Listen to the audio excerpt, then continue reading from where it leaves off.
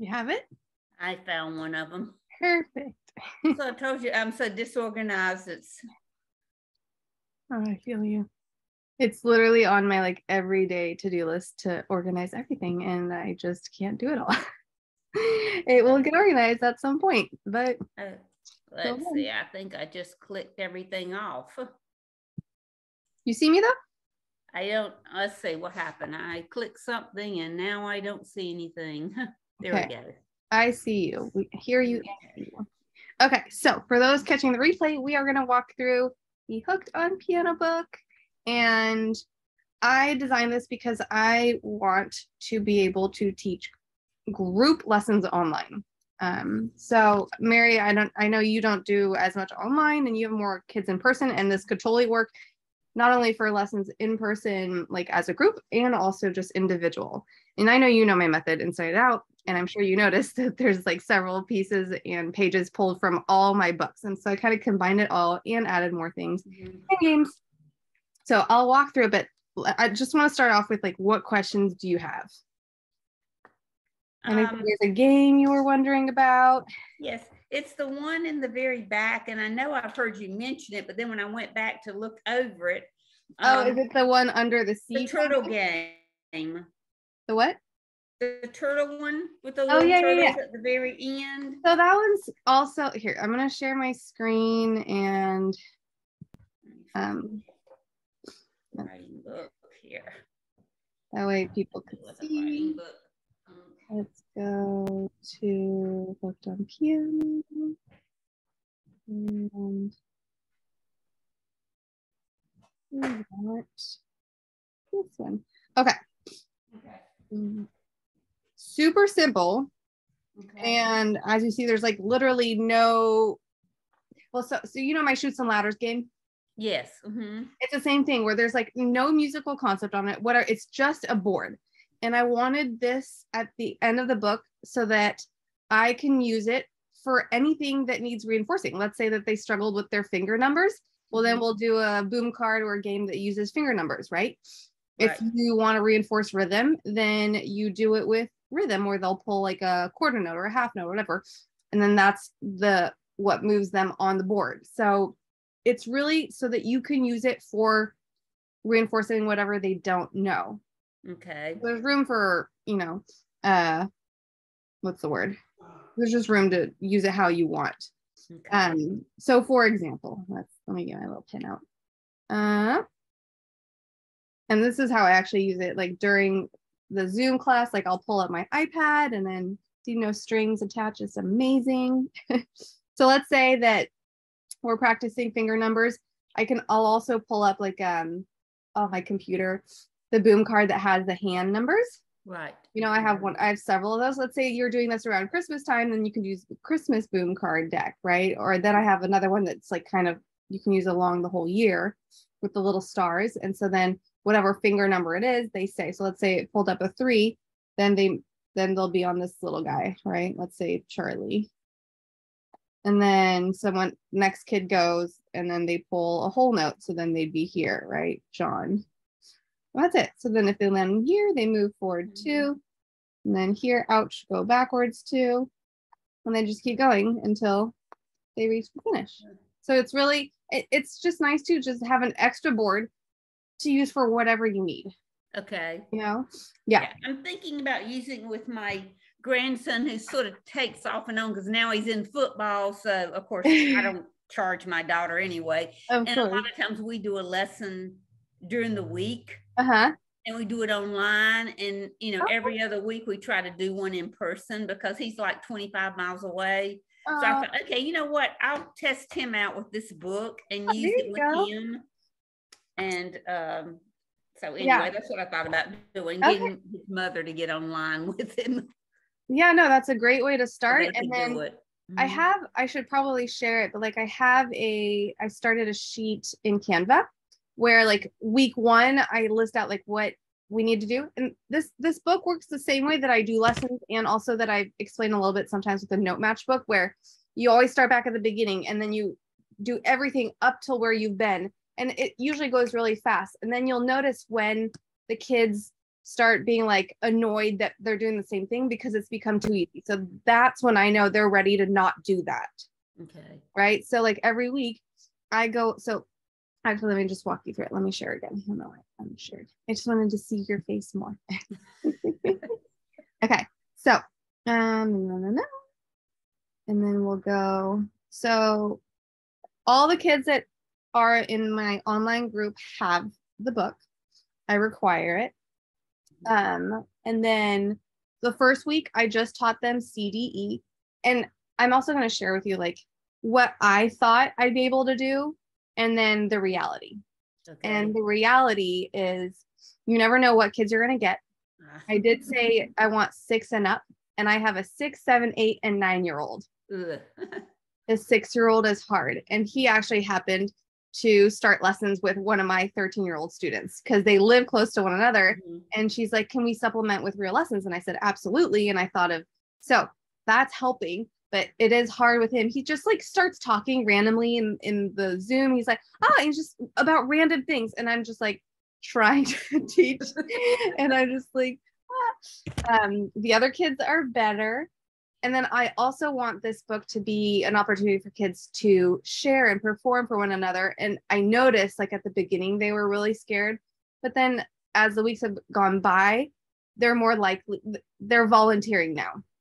I still have one that likes to volunteer less. And then the 6-year-old just barely ever wants to play. And if he does, it takes like 10 minutes to play like a piece. So I'm like, how about you play the first line of Mary Had a Little Lamb, you know? So yeah, first week I ran through CDE. Mm-hmm. Almost all the kids except one little girl had a keyboard. So everyone else had a full size 88. So then I have to adapt to be like, well, you're going to have the one with the keyboard's going to have less C's, less D's, less E's, right? So just keep that in mind. And then so that I didn't cover FGAB, I kept that for the next week. So I told them during the week they can color the 3 notes CDE and then same thing FGAB. And then I realized, that's, how my theory book is organized, like C, D, E, F, G, A, B a lot of times. And that's literally how I think of piano. And I know so many people do A, B, C, D, E, F, G, but to me, like that's how it works for kids. And it just makes more sense. So that's why I have it like that. I'm sure some teachers are like, why is it like that? Then I had them write some songs, compose using just CDE. And you can see up in the top corner, it has the little CDE. So we know those are the 3 to use. And then I had the kids perform it, whoever volunteered. And the class is 45 minutes. So it goes pretty fast. Oh, it does. Yeah. Yeah. So then I teach them hot cross buns. I'll show it to them on the piano. And then I have them try and practice it on their own. I ask them to mute themselves to practice it. And then when someone's ready, they'll raise their hand and then they'll play it. And I think, and then I also run through the easy version of Mary Had a Little Lamb. And I didn't include the easy version in my my other book, the beginner piano book, even though I always start by teaching the easy version, because then kids feel like, oh my gosh, this is so easy. And then they go to the hard version and they feel super cool and like they're super proud of themselves. So I actually put in the easy version in this book. And then the following week they graduate to the harder one. Anyway, so that's everything I do in the first week. And then comes in the whole boom card thing. So I have a folder in boom, right, for my hooked on piano little group. And then every week I assign them different boom decks according to what we're learning. And also, like, for example, if I were to run it in January, then there would be like the same concepts, like the piano keys. For example, trying to understand the piano keys, I have my Halloween one. Let's go see it. Do you know which one I'm talking about to figure out the piano? Yeah. So where's boom? But so we're in October and I still want them to reinforce their piano keys. So then, sorry, I'm struggling with multitask. Oh, good. I'm on this out. So they'll do the Halloween one in October right now. And then if I were to do it in January, February would be like Valentine's-y. So I would give them like a Valentine's-y one or something like that. Oh, I have like, the little teddy bear puzzle where you put the the C with the color, the little dot. Mm-hmm. So that one. Okay, I'm struggling to find it. I can't multitask today. People who are watching this replay missed that I only got an hour and a half of sleep, so I'm putting on record. Okay, going back to the book. So that's week 1. Okay. And then week 2, same thing, we recap. So I have all the kids run through, they'll share. I'll be like, who wants to play all the C's? Who wants to find all the D's, all the E's? And then some, depending on how many kids you have, some might do, 2 kids will do C's or 2 kids will do E's. It's okay. And then sometimes I have them pick what they want to do, because giving them choices is always good. Okay, week 2, after I've recapped the CDE and have kids volunteer to play Hot Cross Buns and Mary Had a Little Lamb, then I introduce them to the hard version. And we all know it's only the G that's different. Oh, going back to here. I start back on this page because there's 4 notes we still need to learn. Mm-hmm. So I finished teaching them F, G, A, B, and they counted on the piano. And then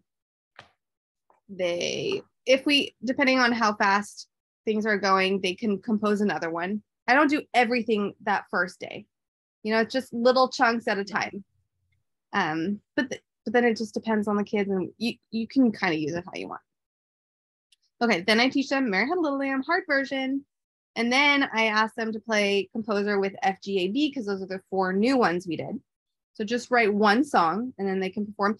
And some kids are faster than others. So if they've written it fast and they were able to play fast while another kid is performing, I'm like, well, while they're playing, if you want, you can write another one, or this week you can write another one.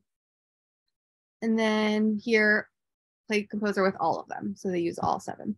And this is stuff I talk about in my training program, like this is what I did at the beginning of each lesson, and I'm actually putting it on a paper for teachers to do, because this is what I did naturally. I would do boxes in their notebooks and like write a song with CDE, write a song with FGAB. So week 2, here's my Twinkle, Twinkle Little Star. So I'm not picky with hands. Like I let them figure out, I haven't shown them any finger numbers. I'm just teaching them like the white keys. And I have some kids that use one hand and then some kids that are doing 2. And I just let it be. But I'm actually right now recording videos. I already recorded them all, now I'm editing them on like each song in this book. And then I'm also going to go through like as if I'm teaching it, so that kids can like do a course where I'm not even there. I could just pop in, but everything is filmed and I'm teaching them.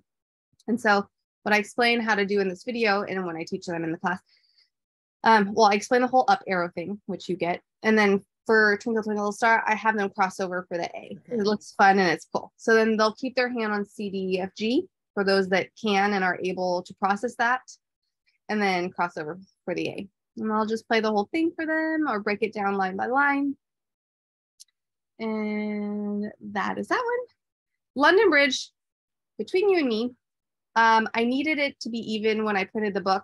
So I added a piece in case either I like needed more or it's just there. So, okay. Extra. Yeah, an extra one. Because, you might have more advanced kids that are bored and they are like, give me more songs. So there's the extra one for them if they want it. I did not have time to cover that at all in the course. Okay. Oh yeah. So reality. We are happy birthday. Oh yeah. We got to fingering last week, and then there's kids that aren't here. And then one week, and then they come the next week, and then they're behind. And it's like, oh my God, that's so hard to like juggle 4 kids of different levels. Like it is so much harder than I thought. And I wanted like 20 kids. I think I would have lost my mind. So it's good that I'm progressively starting with 4. Well, is there any way when you did this course, because I've tried to do it too before with adults, giving them a list of, okay, this is what we're doing. If your child misses, any parent can sit down and read these instructions to a child. Would they do that? It's up to the parent. I think that the price that they're paying, they don't really care if they miss a lesson. My rate is really high, but the price point per lesson for these kids is like $33, which is nothing. Yes. So if they miss it, they don't care, But I do record the the course, and I have a playlist on YouTube, and the parents have a link, and every day after I do the class, I upload it, and then it's there for them. But I highly doubt any of them have ever watched a replay. I get you. So last week, instead of moving forward to, I think we're at like week 7, week 5, or where's week 6? Yeah, rhythm. Oh, we did a little bit of rhythm, but I just played recap. That whole lesson last week was recap from the beginning of the book. There was nothing really extra new. I didn't do a new piece or whatever. I just, because some kids, for example, don't want to perform. Like I asked, like, oh, one of my little guys, Jamie, he struggles a little bit. Like he still has to flip every time to his piano to find the C's. Like it's not clicking as fast for him. And he's like on the older side, but it's just not natural to him. And so he struggled with Happy Birthday. So I'm like, okay, how about we break it down? And I'm sure it helped other kids too. So we didn't learn new stuff. We went over things that I thought that they would have down within 1 or 2 lessons, Okay, so where were we? I jumped. So Happy Birthday. I go over flats with them. I'm like, what is that weird baby bee, And then I explain like how the little notes are smushed together, the C and D. So that's played a little bit faster. And I'm like, okay, how about you sing the melody? So Happy Birthday. So you can see that it goes faster. Anyway, my method. So I walk them through this one and have them play it. And then this game we played, that was really fun. I pulled out my boom deck that I made to go with this one. It's kind of similar colors, and whatever I go around like the circle, the kids are there, and then I'm like, okay, Sarah, what is this key if it's on a G? And then I move her to G, and then I tell them they have their book open and they put their little pawn too. So I keep track on my iPad here, but then they do it too. So that was fun, and you can always redo the game. Kids love redoing things that's familiar, Okay, then we went through finger numbers, and I had them trace their hands, go through fingers. I actually pulled Abigail's little finger cards, the two, it has all little numbers. And so I like the following week, because I felt like we went really fast on finger numbers. It's like, okay, I would show them a card, and then I'd go from one kid to another. And actually I had 2 boys that week, so it was great. Just reinforced everything with them. Just had them choose a note and then play the finger numbers that I showed them on the card. And then here's finger composer. So it didn't happen the way I thought. So I told him to write the numbers, and I thought it would sound good, but then I was like, okay, choose a starting note also. Like, let's say you start on C and then do it, because otherwise it was just a disaster. But I just wanted them to understand their finger numbers. Right. Anyway. What, did they not use their finger numbers, or what did they didn't understand? What was it? I filmed it, so, but, and then it's like a finger number, but then which hand are you doing? So then I had to be like, okay, was this for right or left hand? Or you can say it, you don't have to say what hand, but do it with both, It just sounded weird. It wasn't as good as when I have them compose using CDE. You know what I mean? I don't know. It's weird. This, though, went really well. That little kid that struggles with the notes, he took to this, like, he played it right off the bat. So it's so funny. Like, some kids, like, really get the notes, and then some kids prefer finger numbers. And I know Jody, like, does like this. She loves finger numbers. I'm just like, you will know all your keys on the piano. And then I introduce finger numbers. So the reason why I do the finger numbers too is because as I go through the book, then I'm going to start for pieces, be like, okay, how about today we do try to put our hand on the right spot. So like, let's say that they've been learning where Mary Had a Little Lamb or Twinkle Twinkle Little Star, and they're using 2 hands. When I recap it, then I'm like, oh, how about today you try starting with your 3rd finger, because they already know the notes. So then they're not afraid, like it's not new territory. Or just adding one new thing, and it makes it easier. And then all of a sudden they're playing it the way I want them to. Does that make sense? Anyway, so I teach them row, row, row your boat. I do it differently than Jody, because she does it very similar to this. but I like them to cross over to the high C because she just makes them play the low C again, right? I like the high C. No, no, no, no, no, no, no, no, no. So I'm like, that's why I have it circled in red and colored it red. And every kid loves crossing over. It just looks cool. Okay, this one. This reinforces everything we've done so far, which are finger numbers and piano keys. And then the little test the composer, if you land on her, I ask them just to make up a little piece on the spot, like just randomly, just for fun. And then Hank, they land on him, they have to play one of the songs that they know. But see, that's where I was saying the 6-year-old, he landed on Hank, and I'm like, okay, you're gonna play the first line of Mary Had a Little Lamb, not the whole song, because we will be here for 20 minutes. And we don't have time for that. So yeah, we ran through it. The kids like this one. And then this, I got through one heart so far, where this is like, I know I talked about this in my program. This is to develop finger dexterity and for them to use all their fingers. Da, da, da, da, da, da, da, da. So I call it the 5-finger game. And I have it in my note match book, but I have a lot of writing and kids don't like writing. So I did a new page version of it. And so every week when they run through, like they'll start on all the C's on the piano and they just do C, D, E, F, G, F, E, D, C with the right hand. Or if they did it with their left hand, starting with the pinky, then they can color the heart, the C one down here. They do it, the treble clef, all of these. Every week, I'll be like, okay, if you practiced it on C, this week, let's do it on D, on E, on F. And it's all the white notes. I'm not worried about any sharps or pentatonic scales or whatever. You're not getting into that at all. Not in this book. And then hands together, parallel motion, right? You can color. So it's there for those that like are picking up quickly. If not, some will probably not even get to this. On the hands together, did they pretty well get it? Parallel motion? I haven't tried it yet with this group. Okay. My students, yes. When I teach them one-on-one, like this is really part, like chord rolls. I also do the 5-finger game because I want them to use all their fingers. Mm-hmm. Right. So they actually do get the parallel motion. Okay. Because I find some of my kids that are do the contrary motion with no problem, but they start to do parallel and they are just absolutely, it's really hard, not coordinated at all. Yeah, but that's why I do just one hand and hands separately for a very long time. I should probably even add a hands together and then a contrary motion one. They would like the contrary one. But I started 4 second graders last spring. And 3 of them are doing great, but one of them I've actually done extra lessons and not charged her. They're all neighbors in the neighborhood. Okay. And she just comes up here on my time. Okay, I've got some time. Her mother sends her up. Yeah. But to get steps and skips, it has taken me literally 4 months.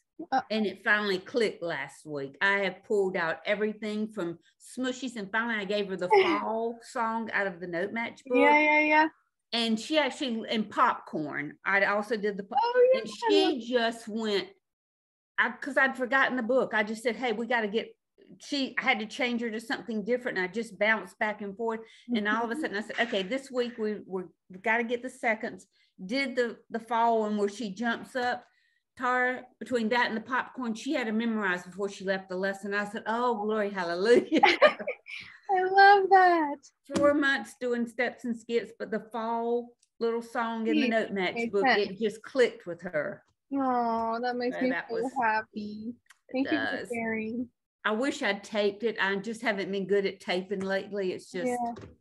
It's so easy for me to be online and tape because like when I was in person, it was so... I can't film myself teaching very often, but like I would be able to film the kids. But yeah, I understand. So many special moments that go unfilmed, but it's okay. At least you've had them,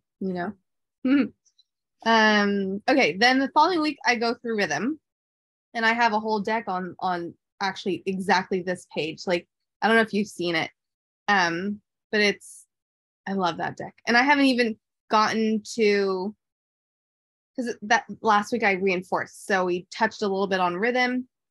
I got them to clap it, but no one wrote anything because I wanted to learn a new piece. So we started Skip to My Lou.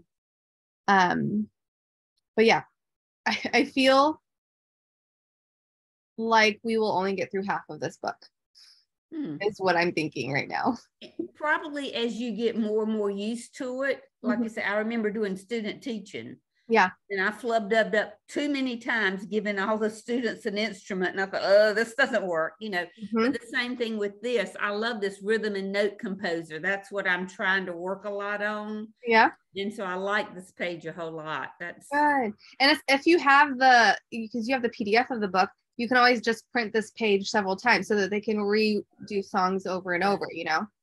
Or if you have kids in person, you can always do that, laminate it, and then they can compose in the class for fun, and then you just erase it and start over.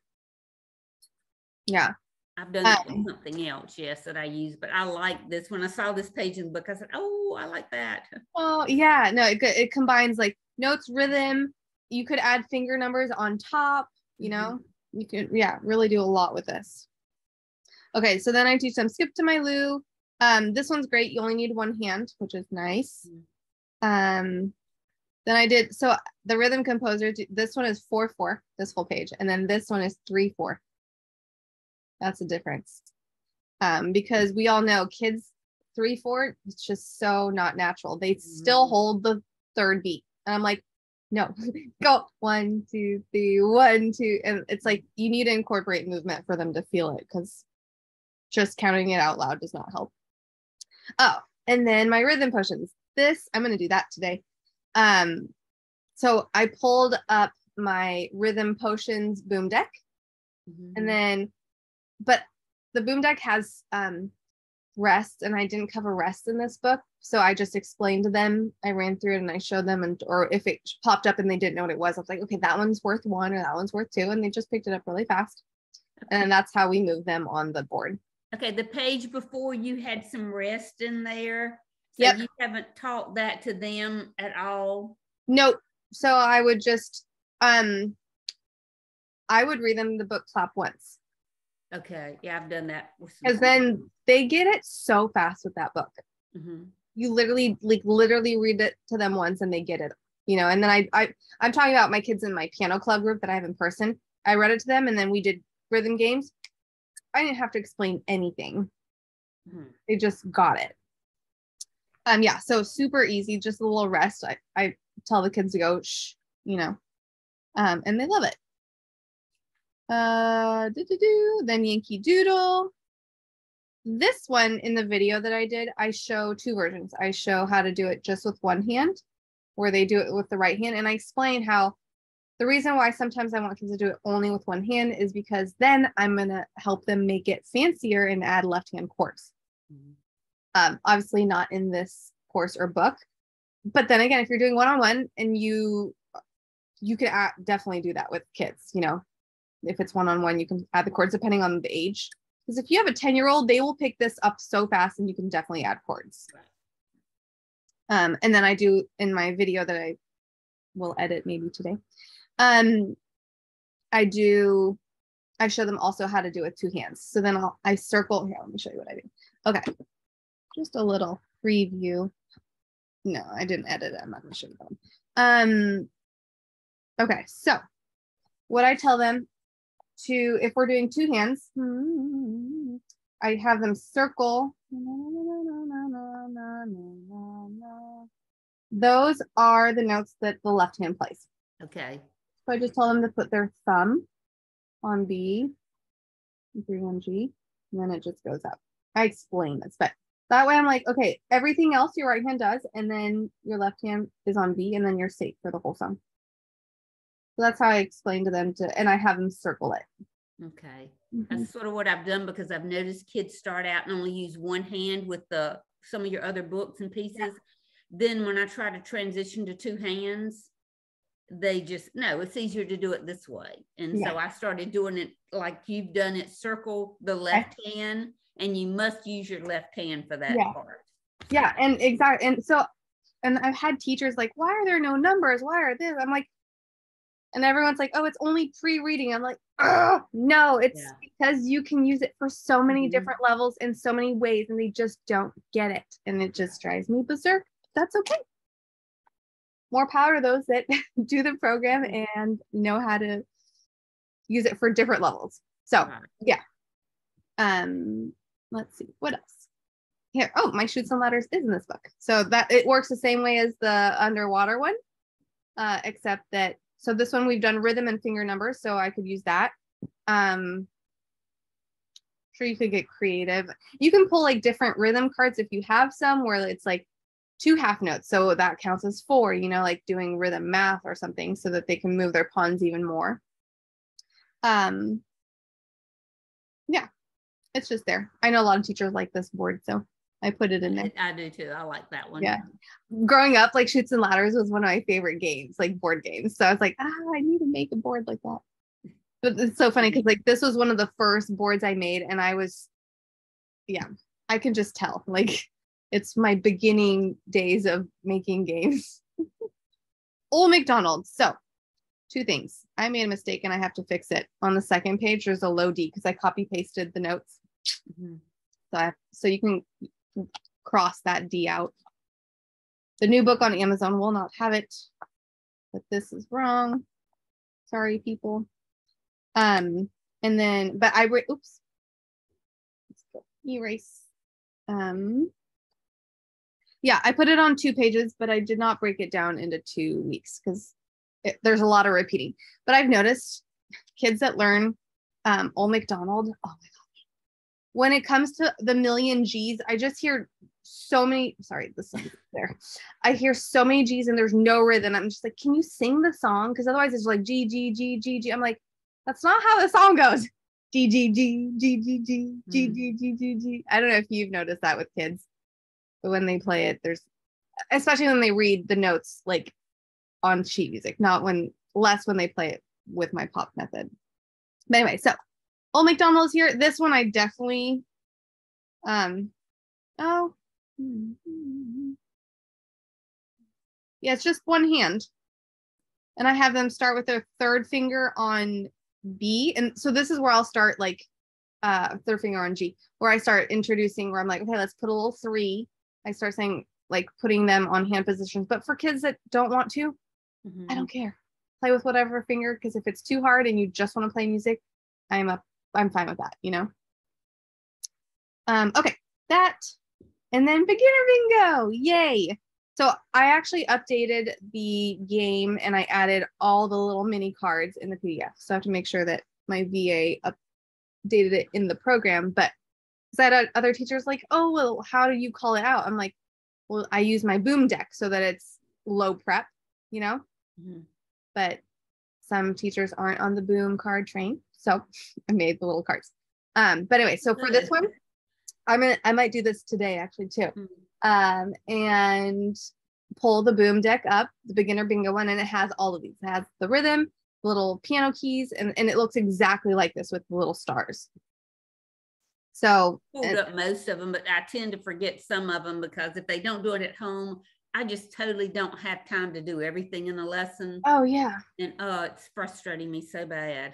But what's nice is that like, because they have the games in their book and they have access to the boom cards, that they can actually do this game at, I always tell them at the end, like play with a brother or sister or play with mom and dad, you know, like you can do this game at home, you know? So you say you're making little cards just to pull out of a deck. I'm doing group lessons in December with a party, which is the first time I've done it in 3 years now with the pandemic. Yeah. So that'd be good for my first, my younger kids. Do that, yeah. And then I really made them the squares like the size of the cards here, little squares there. So if you pile them, they might fall over. So like in a little bag could be really fun, and they just pull it out of the bag. Or there's one, you nominate one caller and then everyone else plays or whatever. But anyway, so this will be fun because I put 6 boards in the book. Yes, I noticed that. Because I'd like for there to be variety, not every kid to have the same one, you know? And then Ode to Joy I broke down in 2 weeks. And I actually colored the G on this page because I want that to be with the left hand. Everything else you don't have to move. Okay. Because by then, like, I feel they would be comfortable using 2 hands. And if they don't want to and they just want to do all one hand, well, there you go. They can do that too. And then here's that board. I'm sure you notice as we get, because we're almost done, week 10, there wasn't a lot. Like week 9, all it was Ode to Joy, because I figured that there would be a lot of repeating, and you know what I mean? I'm not adding a ton of new stuff. And again, this was separated into 2 weeks, right? Week 9, that's literally it. Only Ode to Joy. Part of it. And then the following week, the other part, which is all they'd really have to learn is the first 3 lines, because the next 2 lines are the same as the first page. And then we do a game, and then we also reinforce everything from all the previous weeks. And then this is the last piece I teach them. See, week 11. Because then week 12 for my course, I would like, and I'm only talking as like what I'm going to imagine, because I'm not at 12 yet. This is new. I want them to all perform like their favorite songs, and hopefully by then they will all get over the fear of performing for one another. And I already see a difference now compared to our first lesson. And actually my first lesson, oh my gosh, Mary, I was sweating so much. Like, you know, you should have seen my armpit sweat. I got out of there. I was like, oh my God, that was the hardest thing ever. Especially too, because the parents were there, because it's the first lesson and they're figuring out technology and all that stuff, and then figuring out their boom cards and logging in. Some don't have an extra iPad or iPhone, so then they have to do it on the device they're using, or some don't. I mean, it was a lot. Oh yeah. And I've had to adjust a lot. And I wanted to do breakout rooms. I wanted to be able to send the kids in breakout rooms in Zoom. Like, let's say I have 4 of them, so I'll send 2 together and 2 together. But there's no way I can send the little Thatcher who's 6 along with another kid. That kid is so hard on Zoom, you know? I need a monitor and help everything. So that's changed. I think if I had like all 10-year-olds, that I could probably send kids out in breakout rooms, you know? Mm-hmm. But I realize that's too much for the kids I have. So we just do all the games together. So that's been an adjustment. But then every week after that, aside from that first week where I was like sweating, the parents haven't been there, which is really nice. They let the kids be, you know? Well, and it is hard. To me, it would be hard. Mm-hmm. I'm trying to get more and more used to Zoom, although I don't use it, but it's a backup if we have bad weather. Yep. And I've offered it to those that say, call and say, oh, my child's sick. Or I said, well, if they feel like having a lesson, we'll do it through Zoom or FaceTime. Yep. No, we'll just skip it today. Okay, that's your. Yeah, and at least you offered, so you know, no guilt for you.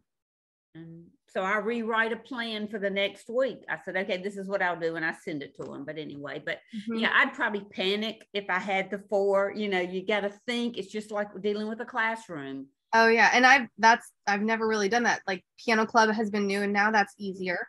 But you know, the other thing that's hard is that I want kids to feel seen, and I don't want kids to be bored. If they're bored, they're gonna not be interested. And so I'm like trying to like keep everyone's attention. And then they do really well, like when one performs and the other ones listen, but then sometimes I see their face and they're just like laying on their piano. I'm like, oh, that's not good. But it practices and teaches them to be patient, you know, which is also a good thing, but it's a lot to juggle. Does it work like when you're doing the CDE, you're approaching them with that? Have you found like, okay, everyone, let's play the C together? Or do you just do each individual student? I have them all find it at the same time. They're all counting on their own pianos, finding them all the C's. But then when I recap every week, I ask one kid at a time to find a note. And then I have them take turns, because otherwise it gets really chaotic with the sound. Because at first I wanted everyone muted because I imagined I'd have 20 kids, but that didn't happen. So that would definitely, everyone would be on mute, and I would pick and choose who's going to volunteer or play, right? But since we're such a small group, I prefer them just to stay unmuted. And that way we take turns and share. And that way they don't have to keep going up and unmute, you know? That seems like it'd take a lot of time to do that. Plus my mind would drift away just trying to mute this one. Oh, so. Yeah. And you can't, as a host, you can't even really unmute them. They have to visit. You can mute them. You can't unmute them. I think there is a thing I was looking up, like how can the host unmute, and you have to, there's a setting and then they have to accept it. So I've just let it be for now. Mm-hmm. But yeah, definitely understanding how to screen share AirPlay. The iPad has been really great, and that I've been doing for a while, but that's something that, because putting up against the screen like this and then there's glare and then, you know, it's just not the best. Well, that's all with me getting the iPad. That's what I'm trying to get more, which I do all the boom cards through the iPad, you know, when they come, because it's easier to do it on that than the Fire tablet. It's much smaller. So, but anyway, but it's just one of those things you have to learn how to do, even if you're 70 years old. Oh yeah. And you know, once, I think there's a little bit of a learning curve, but as soon as you have it, it's really easy. I do it so quickly now. Well, I love the boom cards. It's just like, and I'm trying to assign them to different students, but I don't want to have to pay the fee yet. So I'm trying to put only a group of students in one name. Yeah. And they just all do the same. That way, those that are all in the same book are about the same level. So that's smart. Yeah, and you know, it's not that expensive, even one level up. Like I think it's $25 for the whole year. Oh, okay. For some reason, I went in there and I thought it was $50 some. I don't know. That's for the super premium if you want to create that. Oh yeah, I know. I was questioning about it. I said, hey, if it's not that much, you know, to get, because I'd like to do 2 students at a time, sometimes working with different things. So let's go look. Let's see. Well, let's see.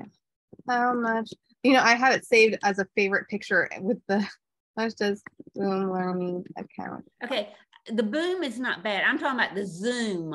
Oh, I'm sorry. Zoom. Oh, 40 sorry. minutes.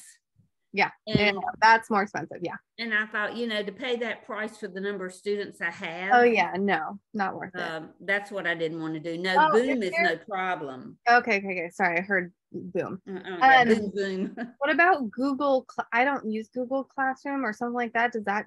I haven't used that. I've been exposed to it, but I don't really use it. I just haven't, you know. Most of my kids have FaceTime, and that's what they'd rather do their lessons in. And I've had the problem with Zoom, which most people do okay with it, but this one student, he did great the first time, don't know what he did the second time, and his audio just kept going on and off and on, and I thought, oh, if we don't quit, you know, I'd only hear every 2 notes or so. Yeah, that's hard. And so I thought, I tried to work with his mother. Like I said, I spent 15 minutes trying to get on to Zoom with him. I said, hey, that's part of your 45-minute lesson. Yeah. So yeah, because like you're prepared, they have to make sure they're prepared, and they can come ahead and, you know, but they can get on, but they wait to the last minute, and then you know. So anyway, hey, your time is your time. Well, that's what. Oh, we just started. I said, well, I'm sorry. I have another student after, or not even, but this was my time with you. Yeah. Well, this is sort of the last student of the day. He's a 2nd grader, but he was doing the online teaching himself. Oh, and when he came and I said, well, can you play something? Oh, yeah, I can play a little something. Tara, he gets on and starts playing the whole version of Furry Release, octaves and everything. And so I was prepared to, hey, this kid's going to be really.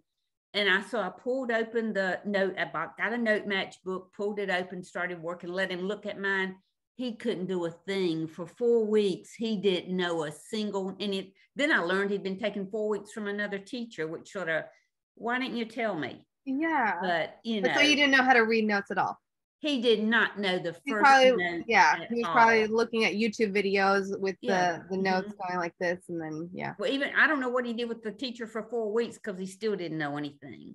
So he's really he's gone through the whole note match book now finally. Okay. And I'm just having to work with him because he's just flying through.